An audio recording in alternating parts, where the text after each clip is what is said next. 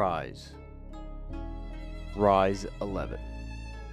Rise 11 at the Madison Theater in Malloy University was a spectacular event featuring some of the best local grapplers, featuring a UFC fighter at the top of the card. Rise 11 brought it. Absolute elite technique, leg locks, arm bars, passes, sweeps, aggression. Rise 11 brought it this past Saturday night. I'm your boy, Ike Feldman from the Ikedagon. Please enjoy my interviews with Jordan Saenz, Adam Ivgy, and of course, Paul Garibaldi. Thank you. Follow me everywhere at Ikedagon. Enjoy the interviews. Jordan Saenz.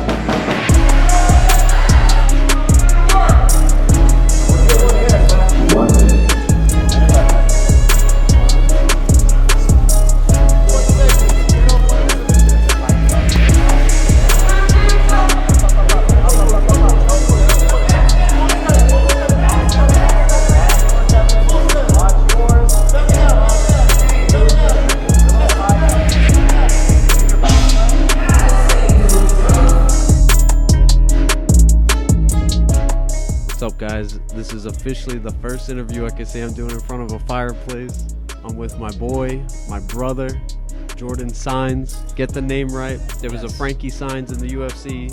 Are you related to Frankie? No. I wish, right? You get me a connection, son. If he was champion, he'd be related. Yeah, exactly. Yeah. Only if he did good. You know what I mean? But I'm sure he did great. I'm sorry, Frankie. We're here at Rise 11. Like I said, in front of a fireplace. Great event that Matt Cully, Ryan Munkin, Lou Neglia are running, and of course Jordan competed. It's different in these matches. There's no winner. You kind of get a participation medal, which is weird. It's a little weird, but you guys put it on the line. You're on the stage, solo out there. Yeah. How'd you feel taken away? I felt great. I felt some adjustments in preparation. Obviously, it ended in a draw. But I like the idea of like going for broke, and now because I don't want to end in a draw. My opponent Evan, he didn't want it to end in a draw either. So I think that motivation is good. I would like some kind of way to really get an actual result. So like maybe some kind of overtime or ref decision. I mean, ref decisions is always weird, but some kind of definitive. Because right now I feel like almost like you have to sneeze and it doesn't come out. Like that's how I feel. Like I'm just like it didn't feel like enough. Some pros, I felt like I've been training with Quarantine a lot. I don't know if you know what that is. It's this, I know like, that is what they did for like the whole globe, like Quarantine. Yeah. It's like this open mat session that they have with. I think they said Quarantine. Yeah, no, Quarantine. Oh. That's what they named it. Yeah, that's what they named it. Yeah, and it's like, I don't know if it's invite only, but I got invited to it a couple weeks ago, and I went there the first day, and I was like, holy shit, this is where I could curse, right? I'm sorry.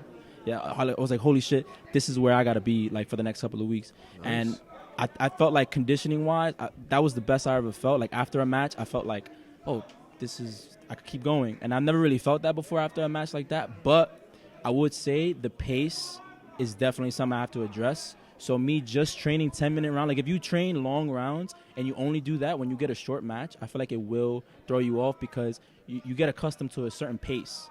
And because even if I can submit this guy, I still have 9 more minutes. So I need to pace myself. And I think me being in that mindset too much messed me up a little bit because in the first 2 minutes, that's what I'm doing. I'm trying to fill them out, seeing what works. And that's important. But in a match like this where you only have 6 minutes, just fucking go for broke. Like, that's my best advice for anybody competing in this event. If you have a 6-minute match and there's no overtime, just go for it. Take a risk. You know what I mean? You're not losing any points. And, if you get into a bad position, you can work your way out of it and then reset.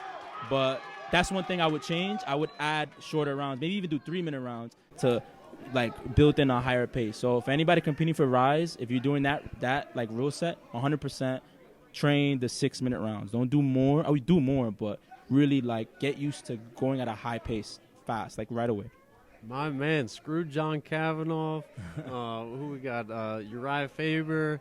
One of the best in the game. Mike Shout out Brown. to Man, yeah. you got that beautiful analytical brain. Obviously, I know this, and everybody should know this on Instagram. Can you throw out your Appreciate handle? You, bro. What was that? Throw out your Instagram hit. Rain Sign. So it's my nickname, Reign, like Rain Signs, my last name. That's it, straight. And when can we look to see you continue your reign on the mats? So in 2 weeks, I'm competing at an event called Chronic Combat. And then I'm either going to do an MMA fight at the end of May. That was the plan, but they just announced an ADCC Open in June. And I really want to do the trials this year, and I feel like I need to do some opens before the trials. Do they go to submissions? Like, is it like EBI? Yeah, no, like, it's ADCC rules. I'm unfamiliar. So it's basically, it's kind of similar to this. Like, it's like at 6 minutes in the beginning. I think it moves up as you go up in the bracket. It moves to 10 minutes. I think it moves up to 20 as well. But there's an overtime. And overtime is really a wrestling match, if you think about it, because... Like first takedown? Kind of, yeah, because it's minus a point if you pull guard.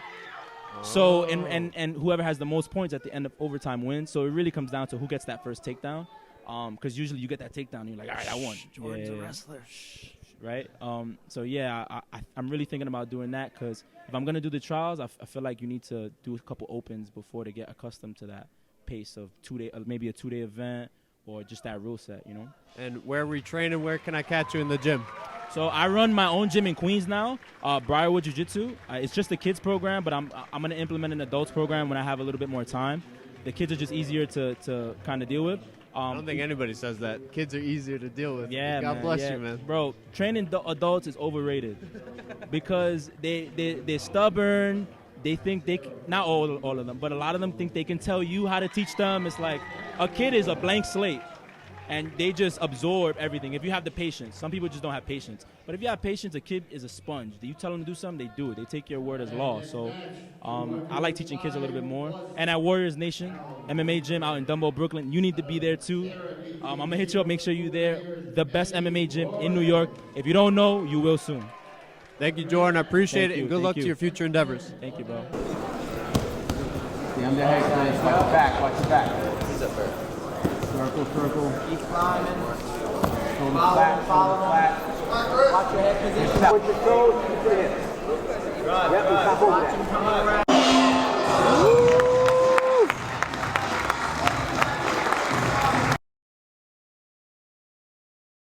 What's up, guys? We're here with Adam Ivgi, the Monkey, Rise 11. In my opinion, I believe he had the match of the night, back and forth. He had his opponent's back, ready to rip his head off. His opponent had his back. Beautiful match. Both are winners, or both are losers, or both are even, however you want to look at it. Adam, break down your match for me, I won't lie, I'm not satisfied with a tie, but I'm not disappointment as well, because I'm, after all, doing my job, and it's go there and fight. Whether I win or lose, that's not my job. My job is to fight. Doesn't matter, win or lose, that's what I'm doing.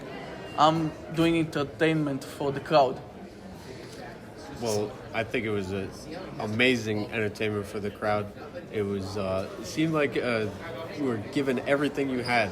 How close do you feel that the rear naked choke was? So I start hearing him doing the sounds of choking, like and that moment when I felt that I had it, all my power faded away, like because I squeezed it for too long. Maybe I should lift more weights. or maybe you lift too much, man. You are very in shape. You live a samurai, a martial arts lifestyle. Is this just part of the journey into becoming a champion? Yes. That's just part of the way. Again, it doesn't matter to me if it's lose or win. I just go there for the fight. It doesn't matter the results. And I believe it's pretty courageous and brave and strong-minded to come from Israel to compete, to live in New York, to compete in New York, and to be successful. My father's Israeli. He didn't pursue a martial arts journey, so I can understand you're doing double pressure, man. You came to this country and then you're pursuing something that requires maybe even more effort than getting into the culture. I respect you immensely, man. What would you say to anybody who's trying to follow your footsteps and fly over here, take a chance, and pursue a dream? Well, don't listen to the outers around you. Focus on what you want to do. If it's your fantasy to fight, just do what you like. Keep training, do all what you can to sacrifice. If it's like going to bar with friends on the Friday or going party or clubs, sacrifice it's what you're feeling like. Don't listen to others that you need to live like the thing they think you need to live. Do what you feel. Live your fantasy as long you can do it. Amazing, amazing. And for everybody who wants to follow your journey, what is your Instagram and your social media? Yeah, so it's Adam Ivgi, just like that, on Instagram. You are the monkey, man. You're super talented. I enjoyed training with you. Obviously enjoyed talking with you. Many long hours. I'm doing the boxing thing. I'm going to come back to the gym, I promise. But I appreciate your time, brother. Yeah, thank you so much, bro.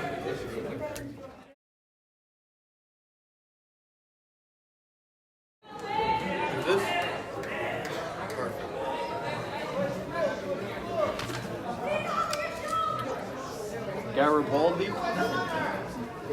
You guys aren't going bald though anytime soon. Bad joke. Paul Garibaldi, legend. Okay, ready? 3, 2, 1. What's up, guys? Still in front of the fireplace. Great interview with my boy, my brother-in-arms, Jordan Sines, and of course, Adam Ivgi. Now, we're always setting octagon, new standards, new milestones, and this is a very new milestone. You are the youngest person I've ever interviewed. Paul Garibaldi, who competed in the youth division on Rise 11, great event. Paul, take me through your match. Well, first of all, how you doing? How's school? It's good. What's your favorite subject? I like science and math. Science and math. Do you want to be a math or science professor? Do you want to be a scientist, an astronaut? Do you want to be like, do you even know what Goodwill Hunting is? I'm planning on, I'll try to be a lawyer. If that doesn't work, I'll try to be a real estate agent. Nice. Do you know who Daredevil is? The Marvel? Yes. Yeah. Daredevil is a lawyer who also does martial arts, so if I see anybody wearing a mask fighting crime in the city, I'll know it's Paul Garibaldi. Talking about tonight's match, how do you feel that you did? I did okay. I lost. I can't go to sleep now because I know that I didn't try my best. Oh, you didn't try your best? Why do you say? Well, I was just like in the zone. I didn't think of trying my best. I was too caught up about not the audience, but like I was trying to anticipate what he was trying to do, and I got completely carried away. Well, you trying to anticipate what he's doing is you turning on your thinking cap, and that's actually, if you did your best thinking, then you're doing your best. I've seen many competitors, whether it's wrestling, jiu-jitsu, or fighting, sometimes they're in their own head, so, and I'm sure they're doing their best.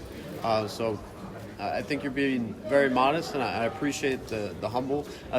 We need more humble superstars, like we need Conor McGregor or Floyd Mayweather to take your approach. I appreciate it. What belt are you right now? Gray black. What are you? Gray black with 2 stripes. So gray black. How does that work on the scale? Is that So there's white, gray, and gray black. I skipped gray white. nice? And I know you're a coach. I'm sure you have a couple of coaches, but I know this specific coach, Risky? Nick Navarro. Does he walk around in the wrestling mask all the time? Does he teach the No, class? not all the time. No. This is the first time I ever saw him in it. Amazing. And how is he as an instructor? Is he? He's good. He also disciplines us well. If we like, he taught me a lesson where if we learn as a team and we lose as a team. So, like, say one kid's late or something, we have, like, he's gonna discipline us. Like, he's gonna make that kid feel bad for being late. I like it. I like teaching it. him lessons. You're only as strong as the weakest link. I respect it. What does your future hold on the mats or in the cage? Do you envision yourself ever competing? I don't know the regulations in New York, but would you ever want to fight when you're 18 or whenever it's legal? Or actually, it might be younger because you know Raul Rosas Jr. for the UFC. I think he was 17. Really? I believe so. Would your parents allow you? My mom wouldn't. My dad would. And what's your favorite martial arts? Do you like boxing the most? I like Jiu-jitsu? kickboxing most. Nice. What's your favorite combination? Sorry to put you on the spot. 1, 2, 3, slip 3. Woo! Can you give me a sample of that? No, not on me. Don't. No, not on you. 1, 2. He's got a future, Mom. He's got a future. Well, Paul Garibaldi, what is the next endeavor or what is the next step in your martial arts career? Is it back on the mats, back to training? Is it pursuing math, science? I might be doing kickball? I might be doing a tournament in April 22nd. That's my Nice. next step. And I'm not sure. I think your coach or sensei might be competing that night as well, April 22nd for flex fights.